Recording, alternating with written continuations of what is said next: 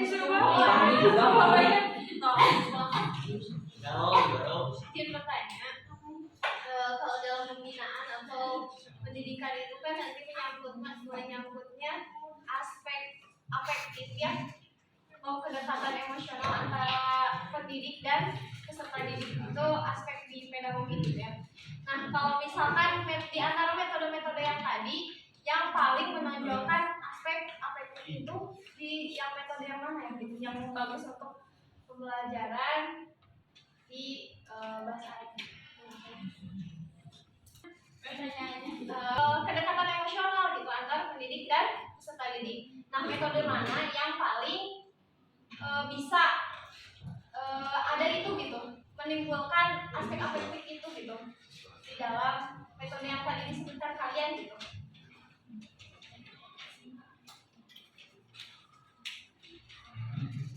Izin menjawab pertanyaan dari Salma ya. Jadi di antara metode-metode yang telah dipaparkan tadi, yang paling menonjol gitu ya, yang membuat seorang guru dan murid itu dekat apa gitu kan?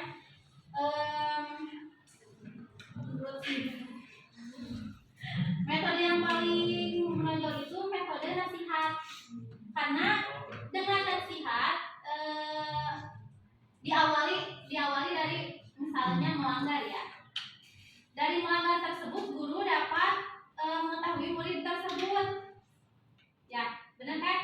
Nah dari mengetahui murid tersebut, guru itu akan memberikan nasihat secara pribadi, secara empat mata kepada murid tersebut, sekaligus kesananya guru itu akan mengetahui sikap murid tersebut. Dan ada juga murid yang menjadi dekat dengan guru karena di awal mulai melanggar gitu ya, tapi bukan berarti kita itu harus melanggar gitu.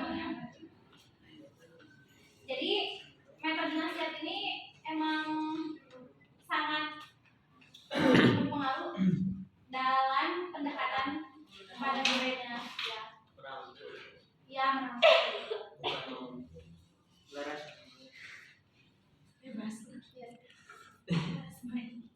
dari keteladanan itu kan seorang murid melihat ke gurunya. Kalau misalnya ngambil dari pembiasaan, sama seorang murid juga melihat ke gurunya. Kalau misalnya nasihat kan ada interaksi antara murid dan guru ya, jadi akan menimbulkan kedekatan. Kalau penerapannya teh kayak gimana? Dalam langsung diterapkan misalnya bahasa Arab kan ya? Metodenya kayak gimana? Yang bahasa Arab. Efektif dan efisien itu ketika ada aspek afektif gitu atau kedekatan emosional antara guru dan murid gitu. Nah kalau di dalam metode pembelajaran bahasa Arab nih, metode mana yang bisa mencapai aspek afektif itu gitu?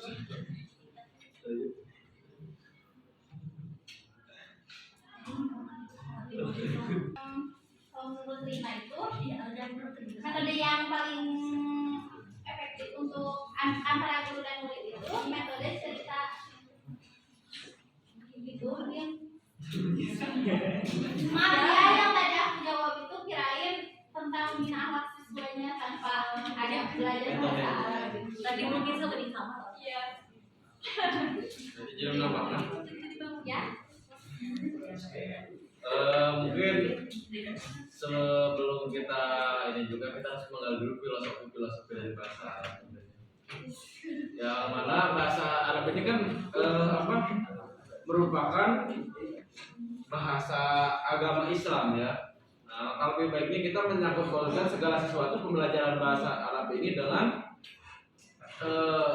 agama Islam. Contohnya bahasa Arab itu identik dengan berdoa ya. Berdoa kan hampir semua doa itu dari bahasa Arab. Maka kalau lebih baiknya kita terapkan bahwasannya sebelum pembelajaran apapun itu bukan hanya bahasa Arab, kita berdoa. Kemudian berkaitan dengan Islamnya, misalkan Islam melarang untuk membuka aurat. Nah, makanya ketika pembelajaran dilakukan itu diwajibkan untuk kaum bahwa menutup aurat. Terus tidak boleh bercampur antara laki-laki dan perempuan, maka duduknya dipisahkan. Nah, seperti kelas D kita ini kan dipisahkan kelas kita bayar.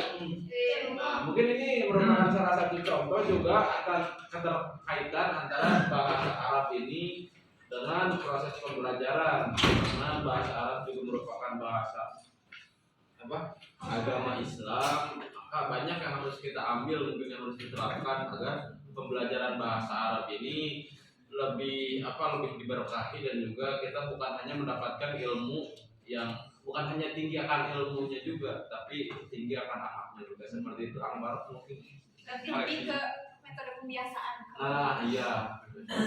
Terus kan yang dapat mendekatkan guru sama murid, terus yang bisa ya membuat murid tertarik dengan pelajaran teh, jangan lupa kita teh harus mengadakan permainan-permainan dalam pembelajaran tersebut. Jadi semakin dekat kan, kalau misalnya contoh dalam pembelajaran bahasa Arab al-istima', nah permainannya itu saling bisik-berbisik bahasa Arab atau tebak kata dalam bahasa Arab gitu.